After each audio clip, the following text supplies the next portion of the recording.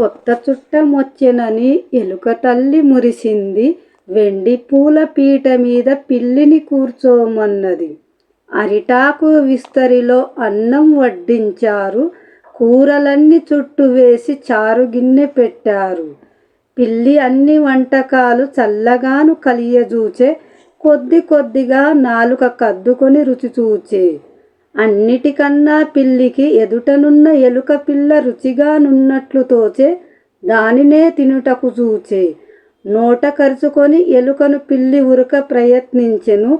తల్లి ఎలుక రోకలితో తల మీదొక్కటి దంచెను. ఎలుక పిల్ల నోటి నుండి ఎగిరి కింద పడ్డది. పిల్లి పరుగు తీసి బయట వసారాలో పడ్డది. ఈటలతో బల్లెలతో ఎలుకలన్నీ వచ్చెను. పిల్లి పోయి ఒక తీగల పొదలోపల జొచ్చెను. పిల్లిని బయటకు లాగగా ఎలుకలన్నీ ప్రయత్నించే. తుదకు వీలుగాక ప్రక్క త్రోవలందు పొంచె. ఎలుక లేగెనని పిల్లి యువతలికే తెంచే. ఇంతలోన ఎలుకలన్నీ పిల్లి పైకి దూకే.